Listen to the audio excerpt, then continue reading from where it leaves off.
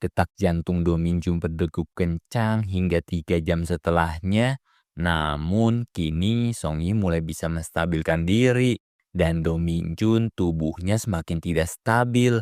Detak jantungnya semakin kencang, bahkan di luar kemampuan manusia.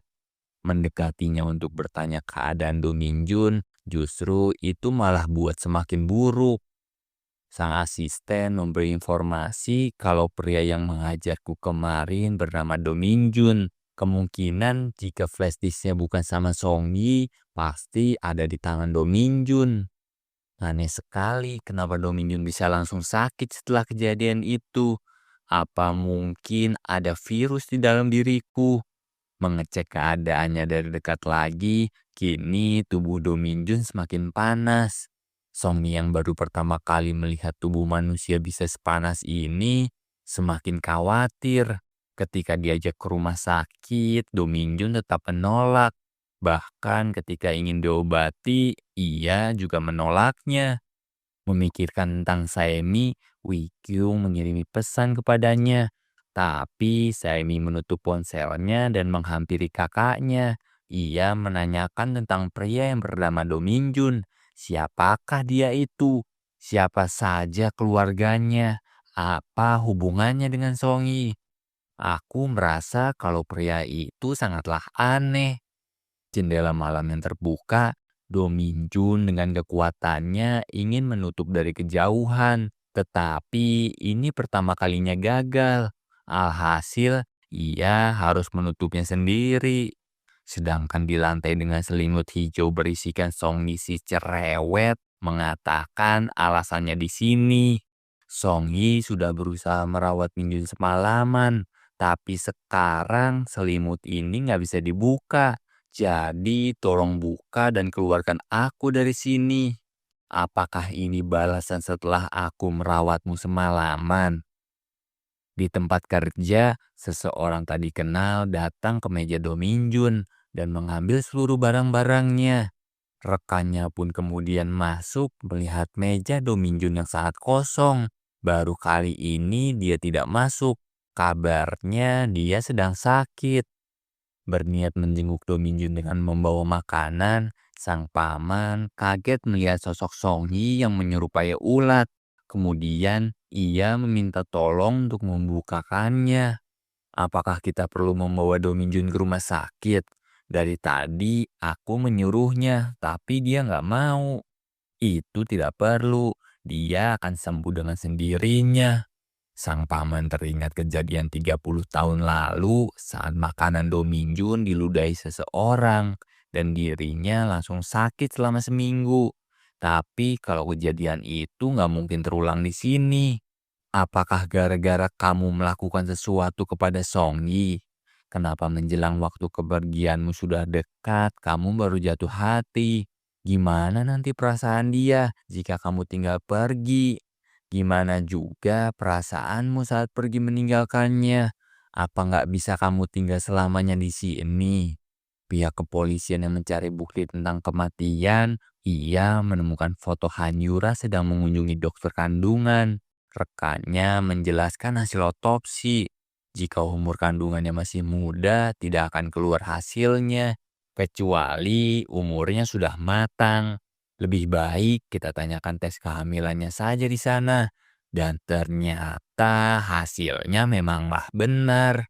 Sebelum pergi, sang paman berpesan janganlah sekali-kali kamu meludahi makanan Do Minjun. Nanti keadaannya semakin memburuk. Menghampirinya dan bertanya kondisi tangan Do Minjun, Songi bercerita kalau kita ini punya kesamaan tentang hubungan keluarga, yaitu sama-sama dekat dengan sosok ayah. Bedanya, Songi sudah nggak pernah melihatnya selama 12 tahun. Perkara dulu kami pernah bertengkar hebat dan merasa ia hanya memanfaatkanku sebagai mesin penghasil duit. Sekarang aku mengerti apa yang dulu aku nggak ngerti. Andaikan saja sosoknya lebih lama bersamaku, pasti nggak mungkin diriku bisa sehancur seperti sekarang. Kemudian setelah pertengkaran itu, aku hampir mati tertabrak truk. Namun tiba-tiba seseorang pria berseragam hitam menyelamatkanku.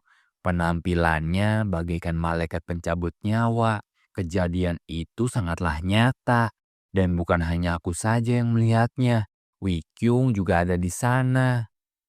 Lalu Song Yi mendapat telepon dari Jae Kyung. Aku heran kenapa dia selalu menghubungiku. Tiba-tiba ponselnya Song Ye pun terjatuh oleh kekuatan Do Min Jun. Mendengar pergerakan seseorang di rumah Song Yi yang ternyata dia adalah Jae Kyung. Usai memeriksa seluruh ruangan, Jae Kyung dikejutkan oleh Do Min Jun yang muncul di hadapannya. Mereka saling bertanya tentang satu sama lain. Namun, Jae Kyung berpesan tolong sampaikan kalau aku ingin bertemu dengan Song Yi. Kemudian diberhentikan oleh Do Min Jun. Ia melanjutkan dengan menggerakkan cincin pusakanya sambil mengatakan, cepat serahkan flashdisk itu demi keselamatan Song Yi dan juga dirimu. Aku ini bukan tandinganmu, jadi berterima kasihlah karena sudah membiarkan kalian tetap hidup. Turun ke lantai bawah dengan menggunakan lift, tiba-tiba Do Min Jun muncul di hadapan Jae Kyung lagi dengan santai. Sambil mengatakan, jikalau kamu mengganggu Song Yi, identitasmu yang sebenarnya akan terbongkar. Dan ingat, kamu tidak akan bisa menyentuhku. Menemui Saimin di lokasi syuting, Wee Kyo menyatakan permintaan maaf kalau tidak bisa menerimanya. Namun, jika perasaanmu sudah lebih baik, hubungi aku karena Saimi adalah teman terbaik yang kupunya. Kemudian, ia menunjukkan foto kejadian 12 tahun lalu. Saimi pun yakin betul kalau tetangganya adalah pria yang sama. Mendatangi rumah Do Min Jun, Wee Kyun terkejut kalau yang ada di sini adalah Song Yi. Marah besar bercampur khawatir, Song Yi diminta untuk pergi dari sini. Semuanya akan disiapkan, tempat yang aman, fasilitas yang lengkap, asalkan yang terpenting kamu jangan ada di sini. Mengiyakan ajakannya, Song Yi pun segera berkemas. Di sisi lain, Do Min Jun yang baru selesai membelikan ayam dan bir untuk Song Yi dengan bersepeda, tetapi sesampainya di apartemen, mereka pun saling bertatapan. Dan Wee Kyu menduga kalau dia adalah pria yang sama saat menyelamatkan Song Yi 12 tahun lalu. Ketika Song Yi sedang berkemas, ia bingung mau menulis pesan atau tidak pada Min Jun. Yang mengejutkannya lagi adalah pecahan kaca merah dikelilingi lumuran darah.